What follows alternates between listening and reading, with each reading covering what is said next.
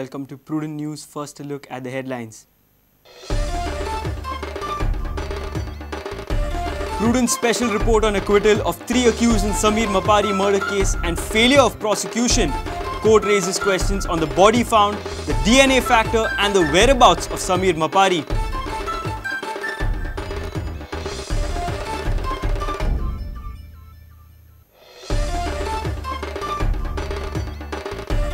Old Goa Panchayat plays spoil sport over NOC to CCP's Baigini garbage plant. Both parties in dispute matter before Directorate of Panchayat. 6 companies express interest in project.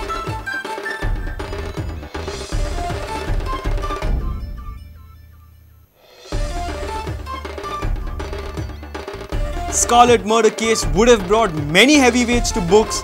CBI didn't conduct proper probe. Russians not colonizing in Goa.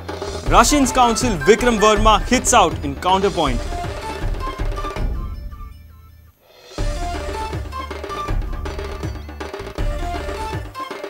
Women's NGOs in war of words over Shiroda molestation case.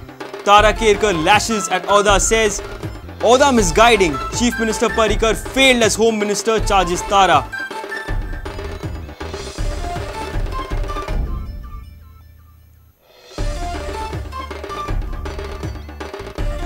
Chogle Warriors and Sarvodaya Royals win the opening fixtures in Yes Bank GPL T20.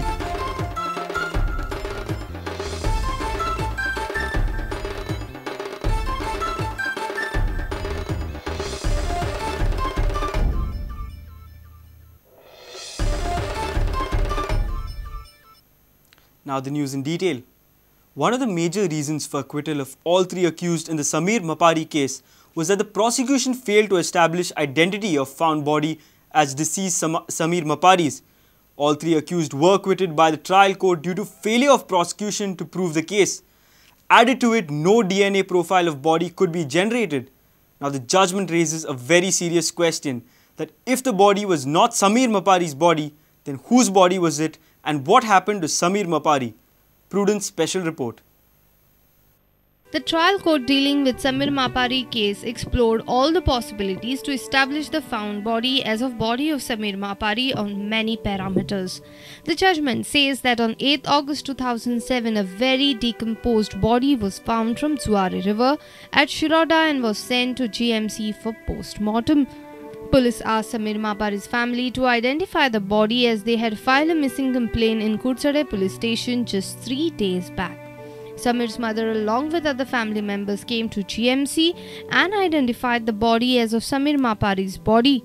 But during the trial, court found that in the missing complaint, the height of Samir was mentioned as 166 centimeters, but the medical evidence indicated that the body was of 167.5 centimeters in height. As per missing complaint, Samir was last seen wearing a jeans pant and a yellow shirt, but the dead body was found with a blue pant and a yellow bush shirt with stripes. Samir Mapari's mother had deposed that she identified the body of her son on the basis of a mark of a scar on his right hand, but when she recorded her statement to police next day did not state it so, and the court found it as improved statement and the doubts about the credential of the statement. 3 other relatives could not identify the dead body and the court assumes its significance in the favor of accused. Doctor who had conducted post-mortem deposed that the body was highly decomposed and was not in a position to be identified. Court found that in that situation the most scientific identification of a dead body would be by DNA profiling, but no DNA profile could be generated from the blood-stained gauze or molar tooth of the deceased. Thus no DNA profile comparison could be made with DNA profile of parents. That's the reason why the trial court rejected to accept that found dead body was the dead body of Samir Mapari. The judgment clearly says that prosecution failed to prove that the body found floating in the river was of Samir Mapari. Now the question arises that if it was not body of Samir Mapari, then whose body was that? And the bigger question, what happened with Samir Mapari? Mukesh Kumar for Prudent.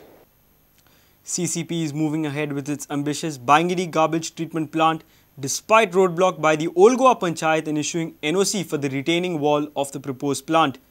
Panji City Corporation is trying its best to get the project through and get the necessary NOC. At present, the NOC matter has reached at the table of Panchayat Director. On the other side, 6 companies are ready to provide technology for the plant. CCP is at present studying these proposals. Old Goa Panchayat is reluctant to issue NOC for CCP's dream project of Baingini garbage plant. For the past 7 months, CCP Commissioner Sanjeet Rodriguez is trying hard for the NOC from Old Goa Panchayat.